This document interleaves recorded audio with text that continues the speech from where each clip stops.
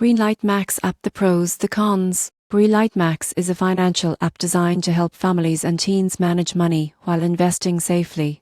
But is it worth your attention? Starting with the pros. First, family-focused investing. Greenlight Max allows teens to invest in stocks, and it's under parental supervision, helping them learn financial literacy early. Second, educational tools. The app teaches budgeting, saving, and responsible investing, turning learning into action. Third, customizable parental controls. Parents can monitor and approve investments while setting allowances, giving peace of mind. Now, the cons.